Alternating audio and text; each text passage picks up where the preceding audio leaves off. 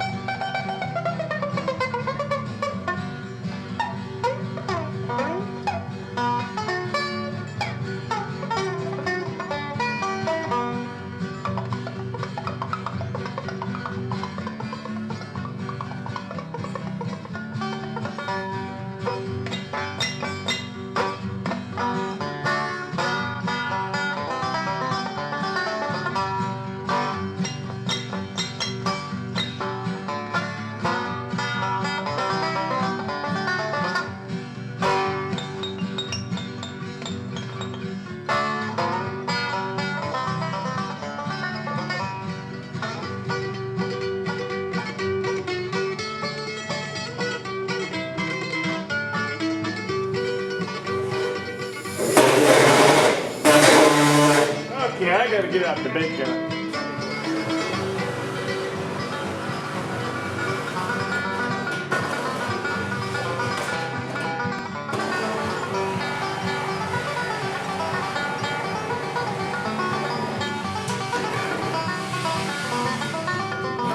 Keep forgetting about that music being cranked up, and so I can't make videos when I'm in the zone because I got the music going. Take the grinder now, flap wheel, and cut this down to the line where it's supposed to be. Round it down here a little bit because I want this line, this body line, to run right into this belt line on the cab, which it will do. And when I get that kind of rounded off and it's all cut down where it's supposed to be, I'm going to take this molding and stick that down on the edge. I think that's going to look pretty good. Good enough for an old rat rod, you know.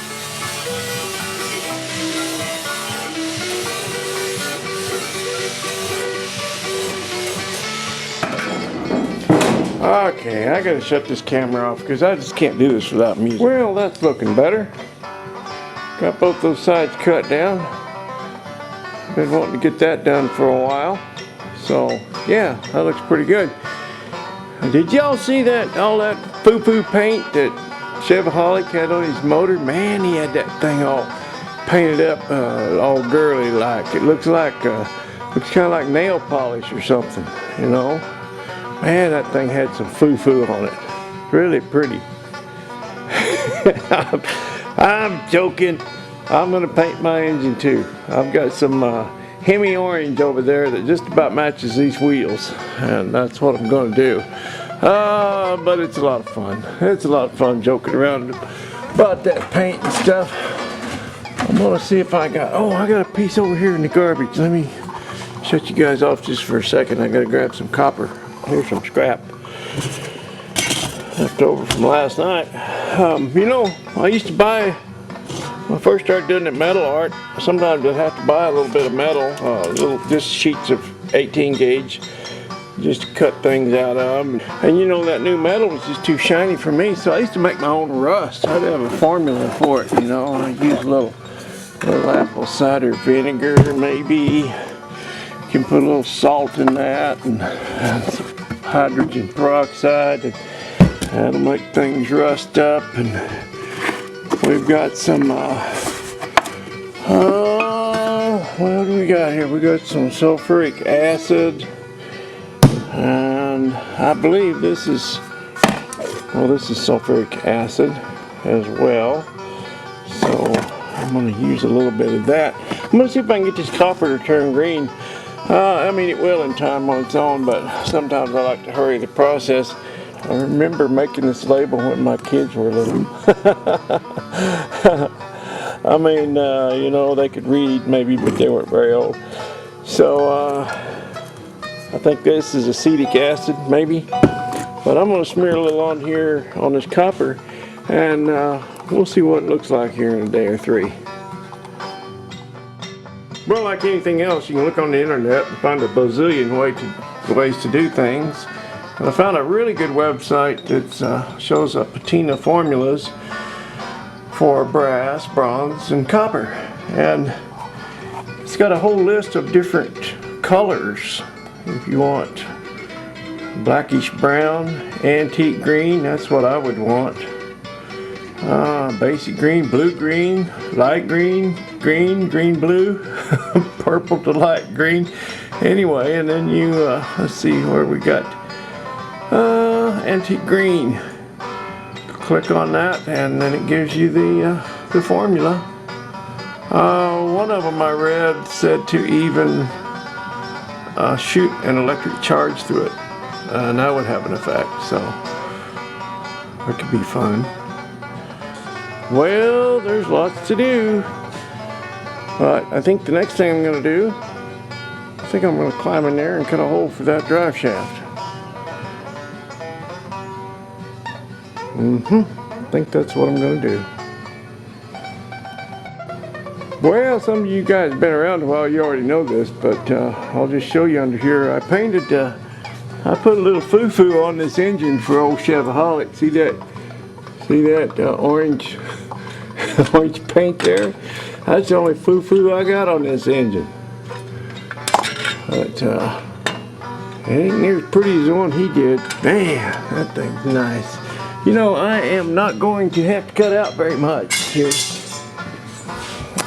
Looking up through there, this is a temporary brace in here that's coming out. Yeah, you can see the transmission there at the end of the output shaft, so you know I got to take a little notch out of this and the back of the cab, but not too much. Yeah, that's not going to be too big a job. It's going to be a whole lot bigger job when I start building a tunnel.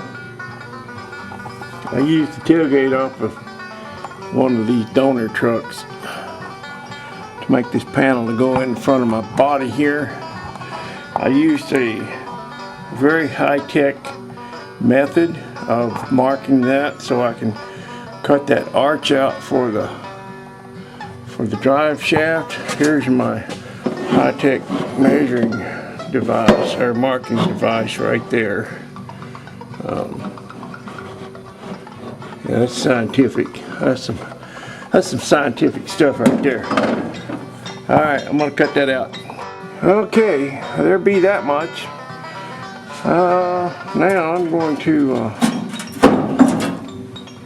That's a little warm. Anyway, I'm gonna run a string from my yoke back here up to the tail shaft on that tranny and see where I'm at. Get the grinder and clean that hole up a little bit, clean those cuts up a little, and I think I'm going to have to go a little higher anyway, so I might be using my scientific method of marking there to raise that cut up a little. I got a string run from the yoke up to the tail shaft, and I'm going to go ahead and cut that out. I mean, I'd cut it out a little bit anyway, but I'm going to go ahead and cut it out quite a bit. I'm going to cut it probably 2 or 3 inches above that string, probably 3, because when I set this thing down, that hind end is going to go up. This hind end right here is going to go up, bringing the drive shaft up. Plus, I don't know exactly how fat that drive shaft's going to be yet. And I only want to do this once, so I'm going to make plenty of room for it. And I'm going to set this camera down and get on with it. Alright, let's see what we got. I got a hole cut up in there, and I got a string run up through there from the top of that yoke to the top of the tail shaft. And I've got, 3 inches of clearance, probably. But I've got to set this thing down on the, get it down and slam it on the floor, and let all the air out of these back bags and see just how much clearance I got once this thing is slammed. I have a feeling I might be cutting it out a little bit more, but I'm just about ready for a shower. Well, I'm gonna get her down and see what she looks like. Okay, well, that baby sitting flat on the ground right there. I've got about a 1.75 inch clearance, but I've got to take a little out right here. And when I do, that string's going to jump up about another 1/2 inch. So it's going to be close, depending on how fat that drive shaft is. I mean, it might clear, but I think I'm going to take a little more out. I think I'll cut it out another inch, just to be on the safe side. Yeah, I think I will. But I'll tell you one thing. Well, I can't see it from here. I'll tell you one thing anyhow. It sure is fun. This is fun work, man. Love it. Alright, had enough. I'm quit. I'm done. I'm going in. See ya. Bye.